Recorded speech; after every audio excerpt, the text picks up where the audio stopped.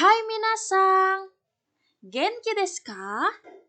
Kali ini saya akan membahas macam-macam teh Jepang. Minasang, informasinya disimak ya.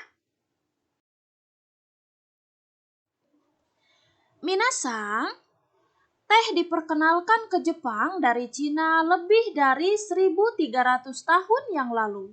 Dan pada awalnya hanya tersedia untuk anggota masyarakat tertinggi. Sekembalinya dari perjalanan ke Cina, Eisai, pendiri Zen Buddha, memperkenalkan penggunaan teh hijau bubuk yang dipraktekkan khususnya di Uji, Kyoto. Seiring waktu, teh menjadi dapat diakses secara universal dan digunakan di rumah secara sosial, dan upacara minum teh mengembangkan fokus estetikanya. Sementara teh hijau diperkenalkan dari Cina, proses produksi dan rasa yang dihasilkan memang berbeda. Sebagian besar karena daunnya dibakar di Cina, sedangkan daunnya dikukus di Jepang. Dengan proses mengukus, tercipta rasa yang lebih berumput yang bisa menjadi sedikit lebih pahit daripada masakan Cina. Teh hijau sejauh ini merupakan varietas yang paling populer di Jepang.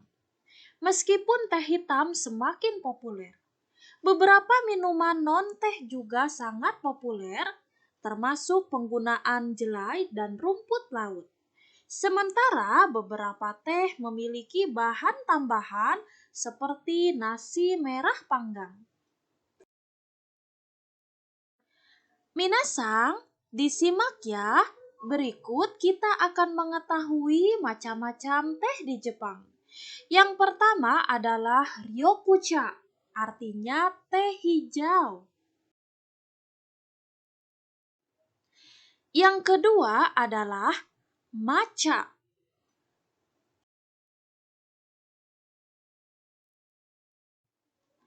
Kemudian gyokuro, mengandung arti embun giok, adalah teh kelas tertinggi di Jepang.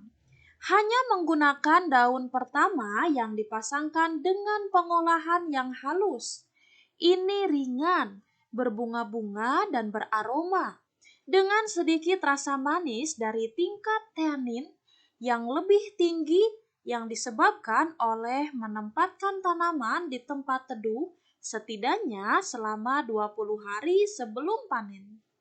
Teh ini paling baik disiapkan menggunakan air panas pada sekitar 50-60 derajat Celcius. Berikutnya adalah sencha. Sencha adalah jenis teh hijau yang paling umum disajikan di Jepang. Seringkali sebagai makanan pokok di samping air di restoran. Berwarna kuning hijau pucat dan sangat ringan, menjadikannya pembersih langit-langit yang menyegarkan.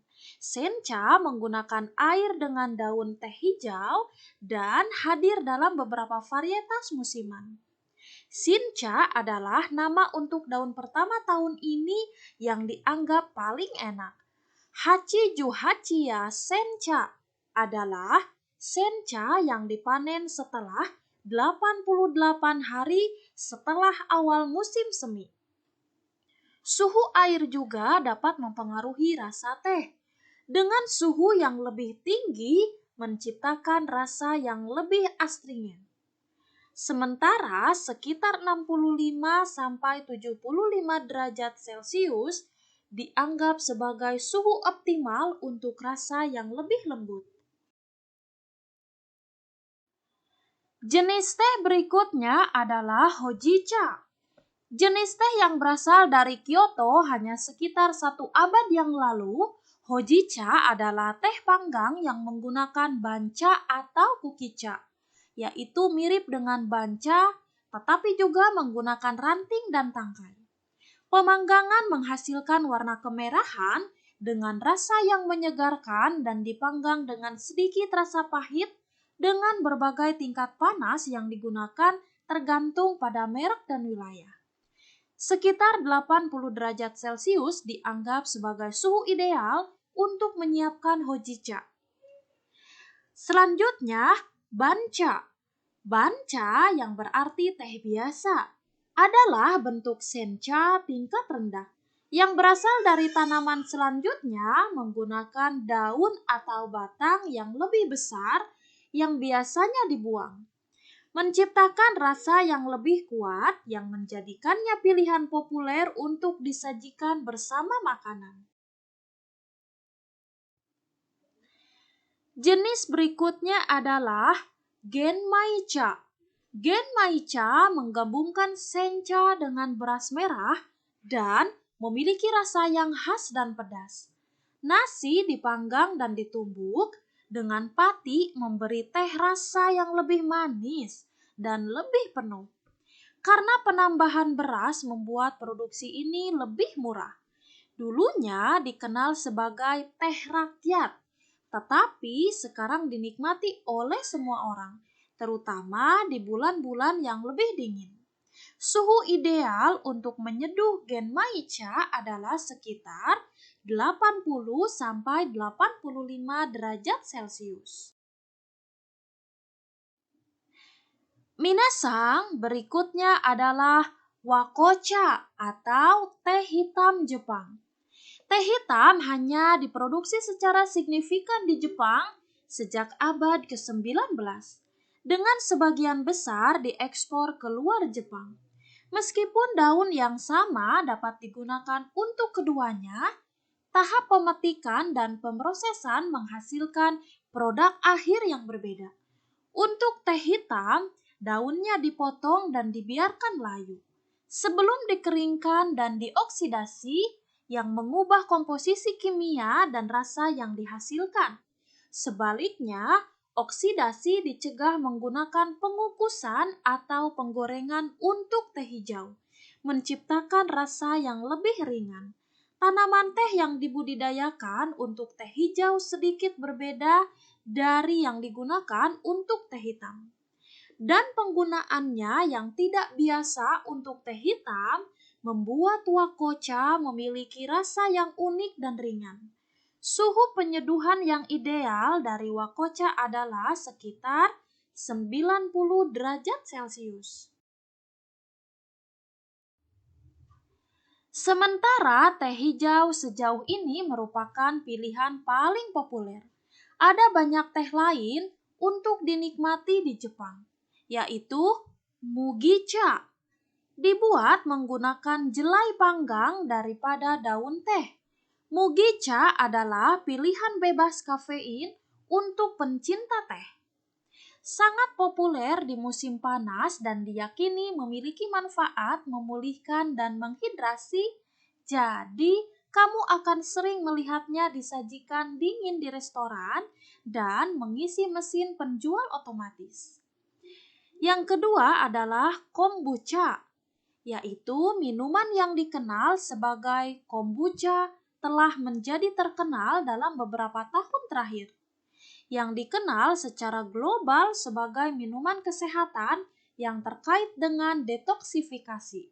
Namun, kombucha tradisional Jepang sangat berbeda, hanya menggunakan air panas dan rumput laut bubuk atau kering utuh untuk membuat minuman yang sedikit asin. Versi kombucha yang dikenal di tempat lain, bagaimanapun, sama sekali tidak berhubungan karena tidak melibatkan rumput laut dan sebagai gantinya menggunakan kultur jamur yang difermentasi dicampur dengan teh yang terbuat dari daun teh. Yang ketiga adalah oolongcha. Dengan sentuhan buah persik, oolongcha adalah teh ringan dan menyegarkan yang dapat bervariasi antara teh hijau dan hitam. Ini adalah minuman non-alkohol pilihan di Jepang dan sering dipesan sebagai tanda bahwa seseorang tidak minum, biasanya di acara kerja. Ini juga digunakan sebagai mixer dengan peach oolong, menjadi pilihan alkohol rendah yang populer. Kemudian jasmine cha, yaitu teh melati. Populer di Okinawa, teh melati menggunakan teh hijau atau teh oolong dan menambahkan bunga melati untuk aroma dan rasa bunga dan sedikit manis. Teh melati dijual di mesin penjual otomatis dan toko serba ada, tetapi tidak sering terlihat di restoran Jepang. Minasang, untuk pembahasan macam-macam teh di Jepang, saya akhiri ya. Jika ada pertanyaan maupun masukan, silahkan kalian tulis di komentar. Sekian dan terima kasih. Arigatou gozaimashita. Sayonara.